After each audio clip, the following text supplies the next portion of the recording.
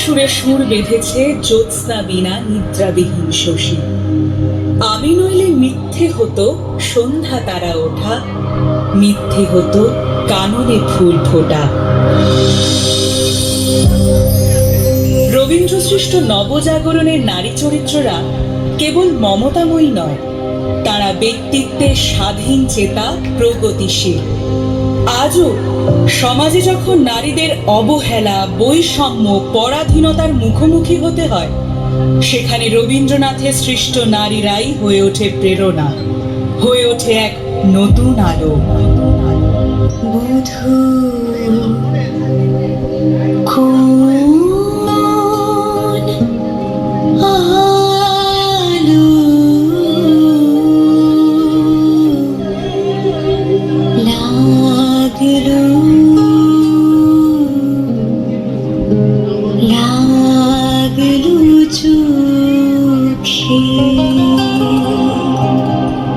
রবি ঠাকুরের বিনোদিনী বিধবা নারী হয়েও নিজের ইচ্ছেকে গুরুত্ব দিয়ে যৌবনের রং, রূপ, গন্ধ আস্বাদন করতে চেয়ে ভেঙেছিল সমাজের বিধিনিষেধ। আবার চতুরঙ্গের দামিনী যেন বিনোদিনীরই সম্প্রসারণ।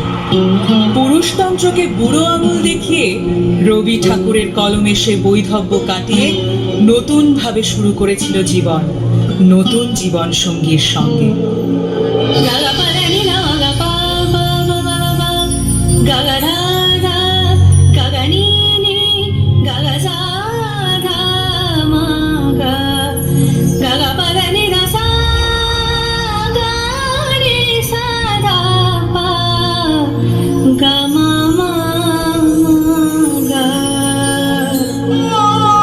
শেষের কবিতার লাবণ্য প্রেমকে খুঁজতে চেয়েছিল স্পর্শে নয়, মননে। জীবনের জটিলতার কারণে ভালোবাসা সত্ত্বেও সে তার প্রেম অমিতকে মুক্তি দিয়েছিল। অন্যদিকে চারুলতার ধন, ঐশ্বর্য থাকা সত্ত্বেও পায়নি স্বামীর ভালোবাসা। তাই অমলের সান্নিধ্যে এসে সে পেতে চেয়েছিল নিঃসঙ্গতা থেকে মুক্তি এবং তার লেখিকা সত্তার মাধ্যমে হতে চেয়েছিল স্বতন্ত্র।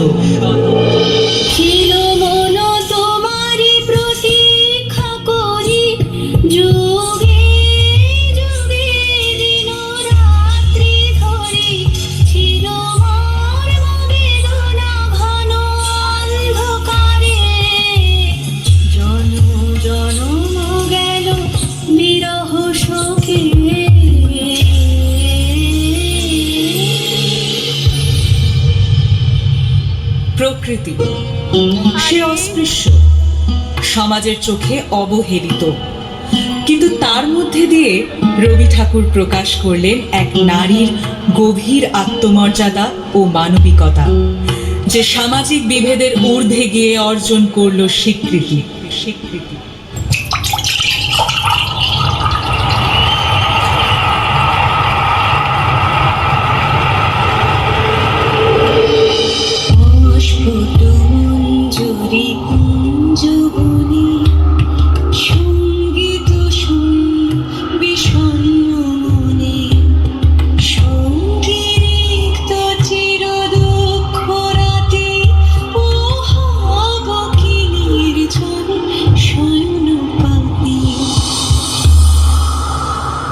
নারী কেবল রূপে আবদ্ধ নয়, বরং তার ব্যক্তিত্ব, সাহস ও শক্তির জন্য পরিচিত।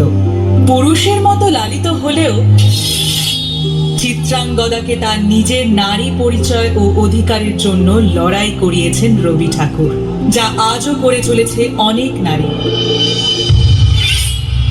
আমি চিত্রাঙ্গদা, আমি রাজেন্দ্র নন্দিনী, নহি দেবী নহি সামান্যা নারী।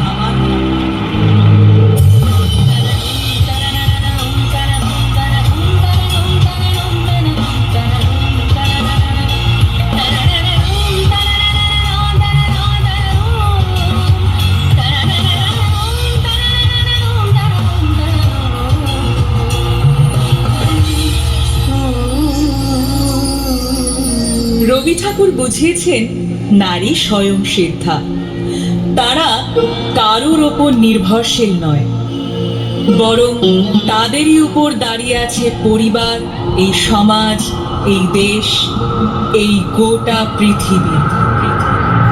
লাগলো লাগলো চোখে বধূ কোন আলো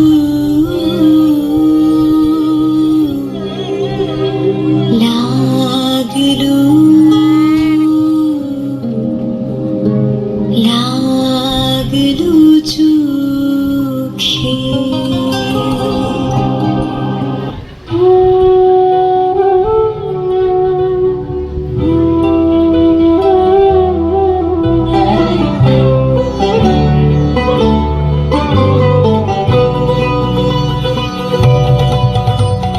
দে তোরা আমায় নূতন করে দে নূতন আভরণে, দে তোরা আমায় নূতন করে দে নূতন আভরণে।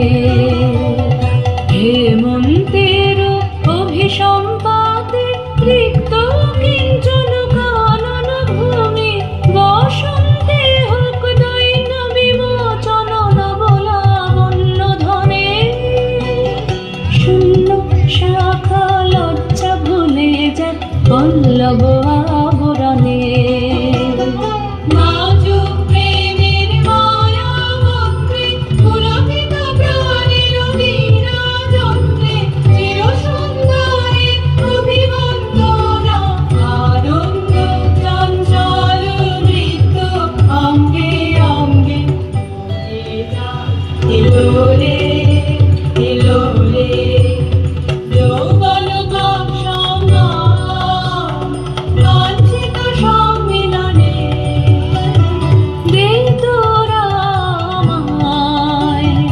নূতন করে দে নূতন আভরণে।